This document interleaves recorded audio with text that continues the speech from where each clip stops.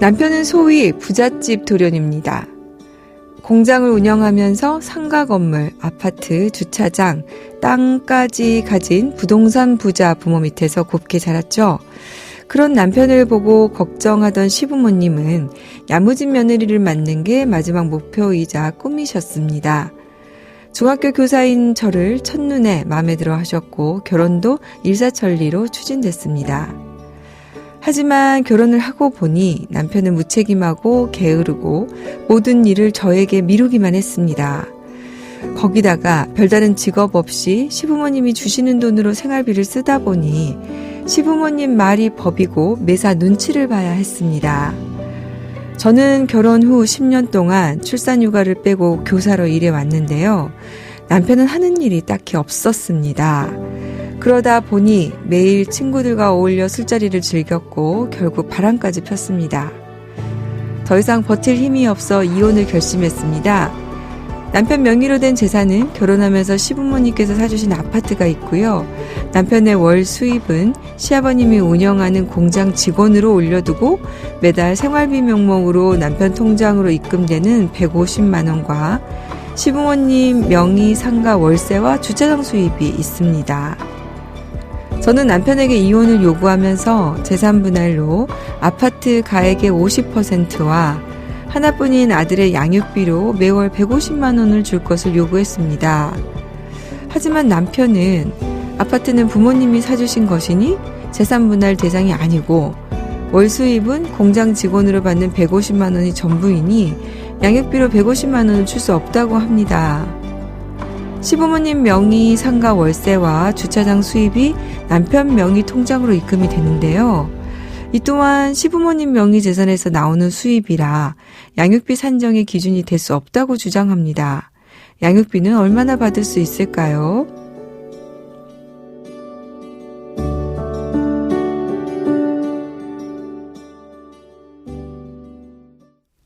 네, 김하영 변호사님, 하나씩 좀 정리를 해볼까요? 우선, 지금 현재 남편은 보니까 경제적 능력이 없고 시부모님이 재력가이신 것 같아요. 근데 지금 시부모님이 사주신 이 아파트, 남편의 주장대로 재산분할 대상이 아닙니까? 네, 이제 부부가 이혼할 경우에 재산분할 대상은 원칙적으로 부부가 공동으로 형성한 재산입니다. 그래서 부부가 함께 모은 돈으로 구입한 부동산의 경우 이제 명의가 일방 단독 명의일지라도 이제 이렇게 등기 명의와는 관계없이 분할 대상이 되고요.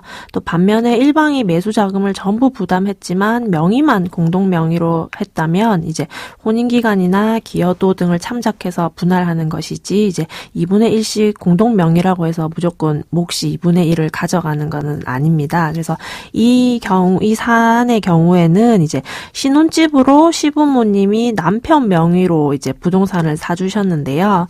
이제 이 집에서 혼인 생활을 시작했고 이제 10년간 아이를 키우면서 이 집에서 생활을 해왔기 때문에 또 아내분이 경제 활동을 전적으로 하셨어요. 그러게요. 그래서 중학교 교사라고 지금 하셨으니까. 네, 그래서 이제 출산 휴가를 빼고는 계속 이제 경제 활동을 하시면서 그 급여로 이제 생활비도 쓰시고 장여 양육비도 부담을 하셨을 겁니다. 그래서 이런 사정이 있기 때문에 이 해당 아파트를 재산을 유지하는 데 기여한 바가 있기 때문에 이 아파트도 분할 대상에 이제 포함이 됩니다. 네. 또 이 경우 외에도 이제 보통 주택 담보 대출을 끼고 구매하는 경우가 많기 때문에 이제 살면서 이제 한쪽 급여로 은행 대출을 갚아가는 경우도 있습니다. 그래서 이런 경우에는 이제 경제 활동을 한 이제 배우자의 월급으로 대출을 갚으면서 이제 아파트를 유지하고 이제 보유할 수 있게 된 거기 때문에 이런 경우에도 이제 재산 분할의 대상이 되고요.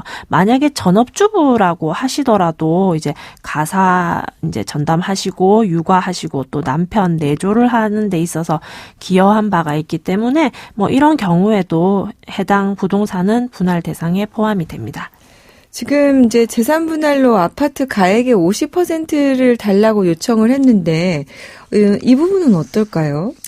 네, 이제 보통 이제 기여도를 이제 측정을 할 때 이제 결혼 생활의 이제 기간이라든지 그다음에 경제 활동을 했는지 여부 같은 거를 많이 보는데요. 이 같은 경우에는 이제 10년 동안 이제 일방적으로 이제 경제 활동을 하셨지만 그래도 또 남편도 이제 시부모님이 주시는 150만 원 정도의 이제 급여 명목의 이제 수입이 있었기 때문에 이제 이 부분에 있어서는 좀 더 구체적으로 이제 급여라든지 이런 부분을 책정을 해야겠지만 10년 정도이기 때문에 이제 50% 정도 뭐 부분에서는 인정될 것으로 이제 저는 생각이 됩니다. 네. 하여간 이제 뭐 구체적으로 들어가 봐야 이제 얼마 될 건지, 왜냐하면 지금 질문 내용으로는 아파트 가액도 나오지 않아서 이제 그런 부분이 좀 있을 것 같네요. 근데 이제 우리 사연 주신 분의 지금 최대 관심사는 보니까 양육비 문제인 것 같아요.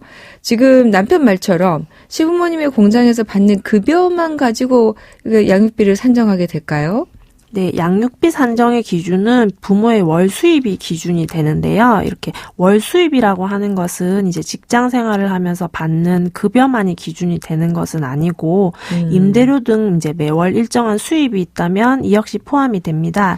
근데 지금 이 사안은요, 남편이 보니까 시부모님 명의로 된 부동산의 월세나 주차장에서 나오는 수입의 일부를 아마 이제 시부모님이 생활비에 보태라고 좀 주셨나 봐요. 근데 이거는 이제 정확히 수입이라고는 할 수는 없는데 이런 것들이 좀 참작이 돼야 되지 않을까 싶은데 어떨까요? 네, 이제 양육비 산정 같은 경우에는 이제 명확하게 한다기보다는 전체적인 이제 월 이제 소득을 이제 참작을 해서 좀 넓게 이제 그 판단을 하기 때문에 이런 네. 부분은 이제 정확한 월 수입은 이제 150만 원 정도일지라도 이제 들어오는 명의 이제 네. 계좌에 입금되는 금액을 이제 전체적으로 참작을 하는 거죠. 그래서 네. 이제 남편의 이제 정확한 수입이라기보다는 전체적인 참작을 해서 이렇게 산정 기준으로 포함시키고 있습니다. 지금 이제 가정법원에서 배포한 양육비 산정 기준표가 있잖아요. 근데 이 기준표 외에 추가로 받을 수는 없습니까? 그 가정법원에서 배포한 양육비 산정 기준표는 이제 일반적이고 아주 평균적인 경우를 산정한 것입니다. 그래서 만약에 이혼 전 혼인생활 유지 중에 자녀가 특수한 교육을 받았다거나 뭐 예체능을 하면서 보통의 일반적인 학생보다 월등히 높은 금액의 사교육을 받고 있었던 경우 또는 이제 부부가 협의하에 이제 자녀를 외국 유학을 보내고 있었던 경우처럼 이제 고액의 교육비가 지출되고 있었던 사정이 있다면 이제 이혼을 하더라도 자녀의 양육, 교육 환경은 유지되어야 하기 때문에 계속 유지될 수 있도록 이런 경우에도 양육비는 참작이 됩니다. 네. 그리고 또 이제 뭐 이런 경우가 조금 안타까운 경우기는 한데 자녀가 뭐 자폐라든지 뭐 소아암이라든지 뭐 그 외에 장기간의 치료나 큰 수술이 필요한 지병이 있는 경우에도 네. 이런 추가적인 이제 치료비가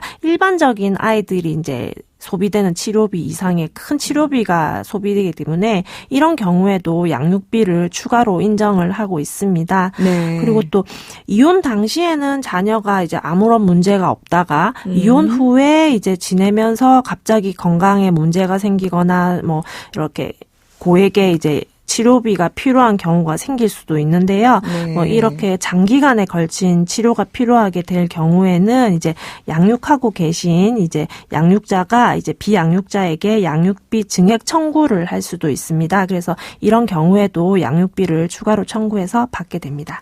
네, 우리 사연 주신 분은 김하영 변호사님 말씀이 도움이 되기를 바라고요. 잘 해결이 되셨으면 좋겠네요. 오늘 또 김하영 변호사님 도움 말씀 감사합니다. 네, 감사합니다. 양소영 변호사의 상담소 양담소는 내일 또 문을 엽니다. 끝곡 이승철의 안녕이라고 말하지 마 들려드릴게요. 양소영이었습니다.